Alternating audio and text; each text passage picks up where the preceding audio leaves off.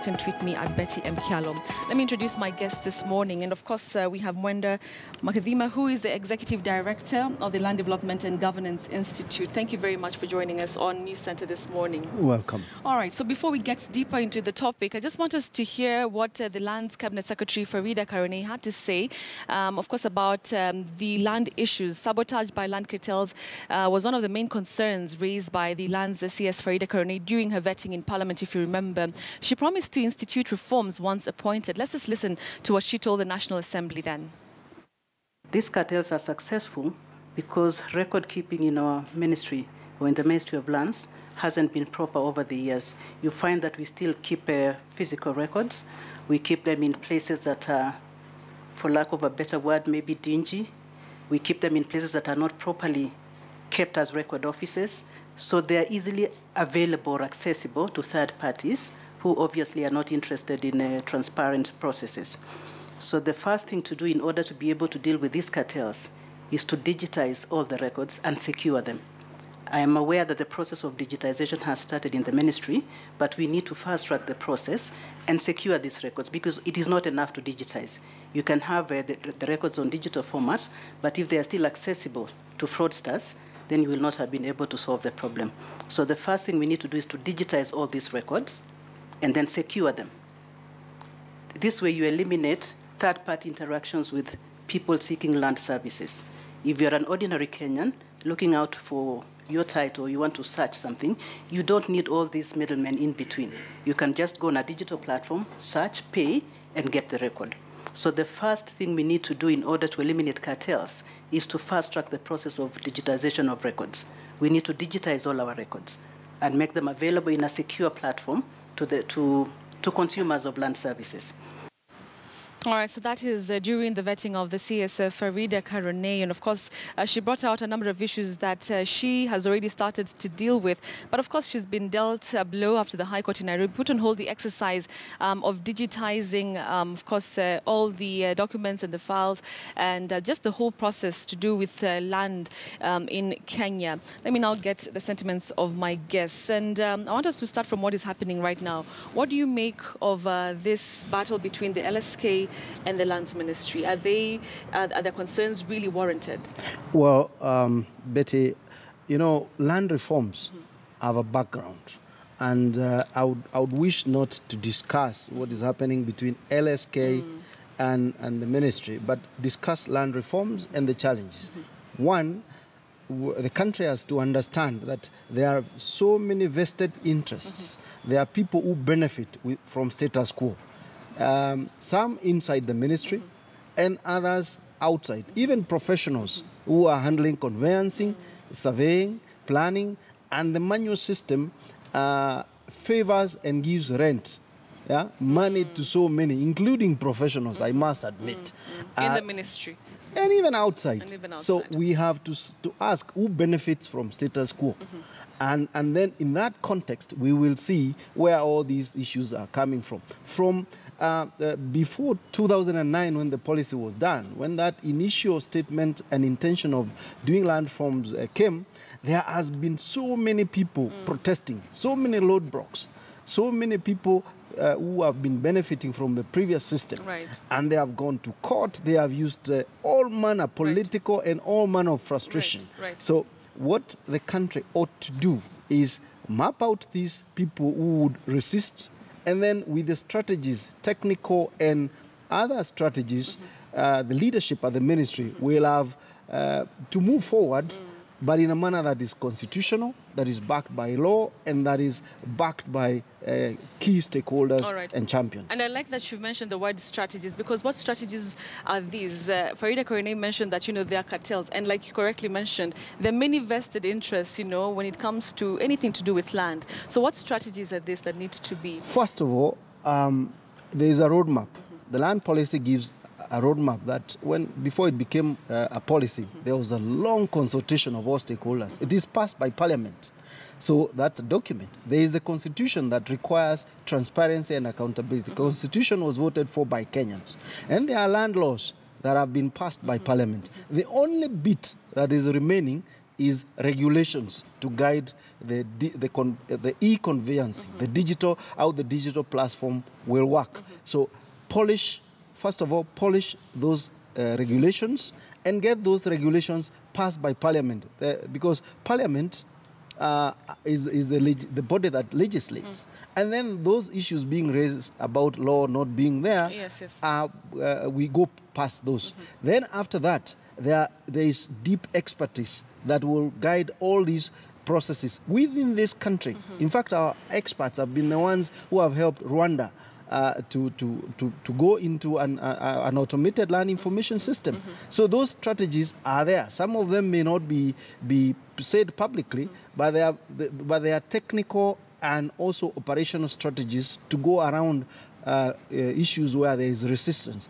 The second is also make it open, so that whoever is opposing and their issues are seen in the open. Make the consultation so open so that the public interest is guarded and people walk through the public interest, so that whoever has vested interest, they are seen and marked by the citizens themselves. And exposed. Yes. All right. What do you make of the digitization process? Do you think that that's maybe one of the solutions to this issue? Well, in fact, we have agreement and from expertise and from policy side that we cannot continue having the manual system, because that manual system is the one that makes documents get transferred. You know, Adi House has 12 floors, and there's a joke around the practice that the 13th floor is elsewhere. That's where those things are done. That means we've seen some fake titles being done in River Road and in other places because they are manual. I mean, and the stamps are manual, and they are made here, and one can just carry a file and disappear with it without trace. So we must digitize. The same way immigration was digitized. The same way KRA was automated.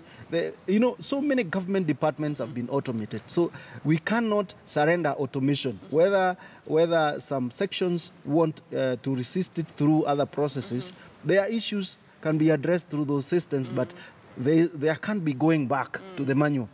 They can't be going back. But the leadership at the ministry has also had previously a share in contributing to the loopholes being cited. You know, you don't rush to quick political fixes. We've seen the registry shut down by previous regimes of the CSs twice or thrice, and they promised to digitize in a month. From a professional point, this is a project that requires very smart design and very systematic implementation, and of all the sections, not just the registry, the surveying side, the planning side, the adjudication side, the evaluation side, the dispute resolution side, and all these tie into one, and they have to be designed, and the systems and the softwares, both the software and the hardware, prepared. Also, the human resource, the people inside the Ministry of Lands, those who have been used to the old ways and have been benefiting. Somebody earning 60,000 Kenya shillings, and you go to their parking lot and they have 8 cars and they have, they keep money in lockers. So you have to ask where they get this money. It is from these weaknesses. So this is tied smartly, and then the staff are trained, the internal ones and the users. The lawyers, the surveyors, the planners are also taken through the new system and prepared to use it so that they don't fear. They are fearing change. Exactly, and that's one of the concerns that, many Kenyans, especially, from mashinani level, are saying, okay, well, if we digitize this, if I don't know how to use a computer, if I don't know how to go online, what will happen? I just want you to break it down for us. If we're able to successfully digitize these records, what will it mean for this country? This is what it will mean. You see, the process you just shown in Taita Taveta, everyone going to be given titles, and it is becoming a huge ceremony. I mean, you'll be getting it quickly the way people these days get their driving license from where they are. You renew from your desk. And then that reduces the time and the cost and the many brokers in between. I remember when it was manual, getting a driving license would take you a year or 2. Getting a passport within 21 days these days you have your passport. Before you had to have brokers, and it will take you a year. So it will save money, it will reduce disputes, and it will attract business. You know, in the World Bank Ease of Doing Business Index, we rate so badly.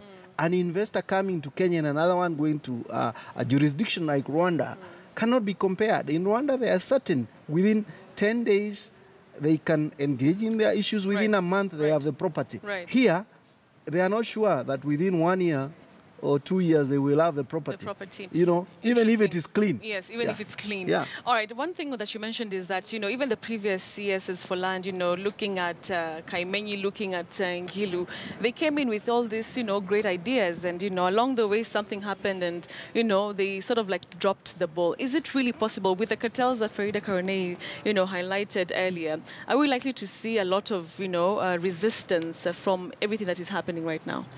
Resistance will be there, but other than being technically smart, I think there's political goodwill.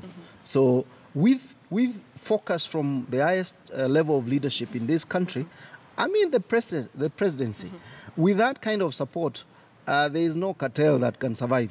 Because you've seen cartels being dismantled elsewhere, in the education sector, in the transport sector. Yes. I mean, that is what the CS needs to bank on. But then there is also goodwill. There is goodwill with people who want public interest to be upheld beyond private interest. So she can tap strategically to that goodwill and then have smart plans that are legal.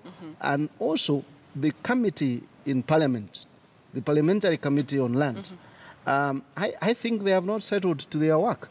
They are the ones who need to give this political will because they have been mandated to do legislation. Even the Committee on Delegated Legislation, why have they not discussed regulations?